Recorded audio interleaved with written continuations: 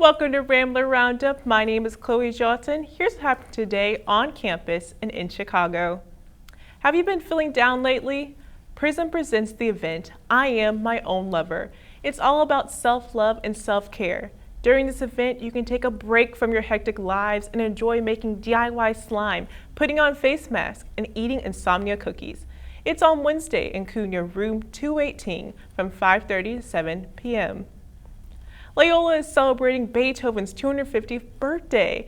On Friday, the Loyola Sympathy Orchestra, University Chorale, Chamber Choir, and Women's Chorus will perform alongside guest pianist and faculty member Anthony Melorano.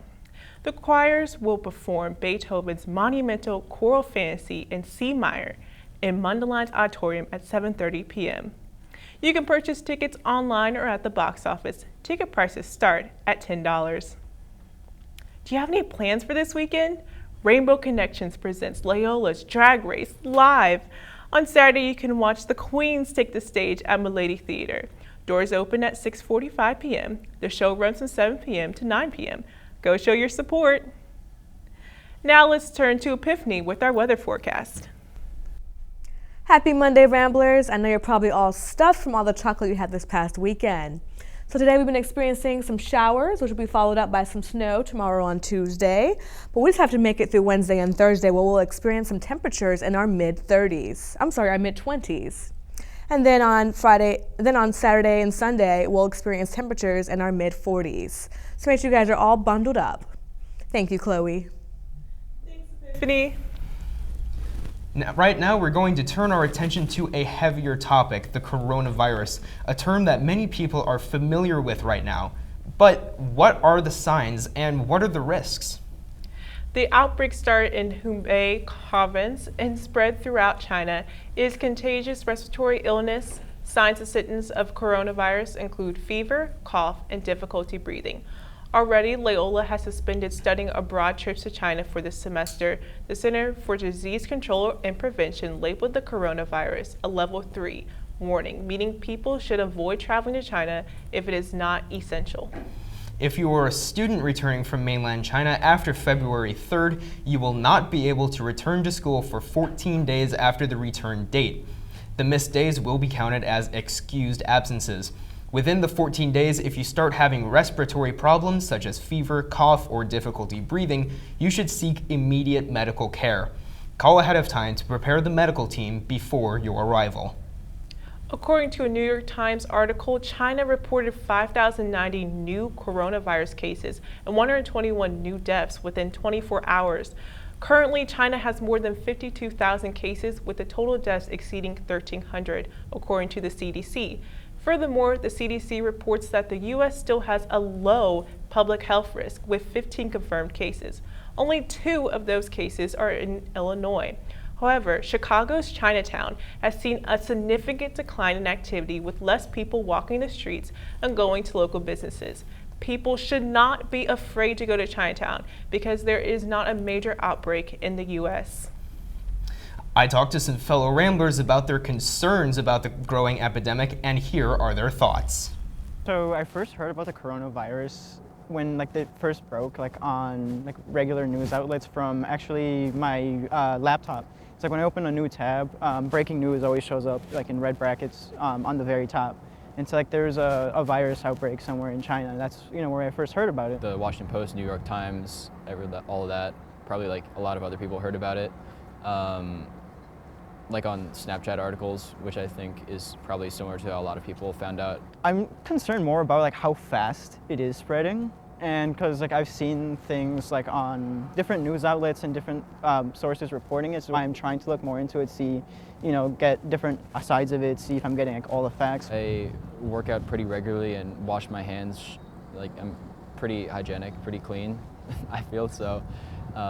I'm not really worried. I mean, there is a concern because I don't live around here, so traveling down here, I feel like I'm increasing my exposure to the coronavirus. I don't feel like I'm really hearing anything from the school side, but again, I don't live on campus, so I can't really speak to what they're putting out here in the dorms. I think they're doing a good job, as far as, again, people aren't really sure, how to prevent it or what the best way to prevent it is, so I think the university's been doing a good job in just recommending again, like hygiene practices. So I'm worried, but not too worried.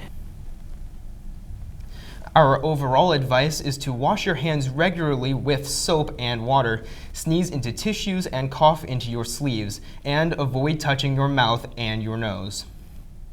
There is some exciting news in Chicago. This month, museums across Chicago will be offering free days for the general public. Some of these museums include the Field Museum, which is free all of February, or the Shed Aquarium, which can be accessed for free with Loyola or Illinois state ID. This week also marks the start of Chicago Theater Week. Just because it's already begun doesn't mean you still can't get in on the action. Log on to Chicago Theater Week website to check out which shows were available, and you can still enjoy on a budget. Now let's take a look at the sports section with Hannah. The NBA All-Star Game was last weekend. We asked students their thoughts about the star players. Which of the following people are not tied for the most MVP wins in All-Star Game history? Is it A, Kobe Bryant, B, LeBron James, or C, Bob Pettit? I'll go C, Bob Pettit. It's gonna be Kobe Bryant. I'm gonna have to go with Kobe. So out of the first two, I'm going to say B. LeBron James, that is correct. Hey. The last time the NBA All-Star Game was held in Chicago was 1988. Who was the MVP that year? Is it A, Scottie Pippen, B, Michael Jordan, or C, Charles Barkley? I'm gonna go Charles Barkley. C, Charles Barkley. B. That is correct. Was it Jordan? That is correct. Who are the two team captains leading the All-Star teams this weekend? Oh, I have to guess. I'm gonna guess it's gonna be LeBron James and Steph Curry. Is it Giannis and LeBron? LeBron and Giannis. That is correct. Woo! I know one of them, which is LeBron James. The other one, I have no idea. He is half correct. The other one is Giannis Antetokounmpo. All right. Thanks for watching. It's time for Rambler Sports. Our men's basketball team is playing against Illinois State in Gentile Arena on Wednesday. In their last match, the Ramblers defeated the Redbirds by 12 points. Wednesday's game starts at 7 p.m. Then on Saturday, the Ramblers head to Missouri State for the anticipated rematch. The last time Loyola played Missouri State, it was a close win. Saturday's game starts at 2:30 and will air on CBS Sports Network. Our women's basketball team is playing against Valparaiso and Gentile Arena on Saturday. This is a big rematch for the Ramblers. Last time, the Ramblers played the Crusaders, and they lost by 2 points. The game starts at 2 p.m. Celebrate with the women's basketball team during their Pride Day. Then, our men's volleyball team plays against Ohio State and Gentile Arena on Friday. Last time the Ramblers and the Buckeyes played, the Ramblers won 3-1. Friday's game starts at 7 p.m. Our Ramblers see action again on Saturday playing against Ball State and Gentile Arena. In their last match, the Ramblers won 3-0. Saturday's start time is 7 p.m. Loyola's track and field team will compete in the Alex Wilson Invitational at Notre Dame this weekend. Good luck to all of our teams this week. Thank you for watching Rambler Roundup. Tune in next week to find out more about what's happening on campus and in Chicago.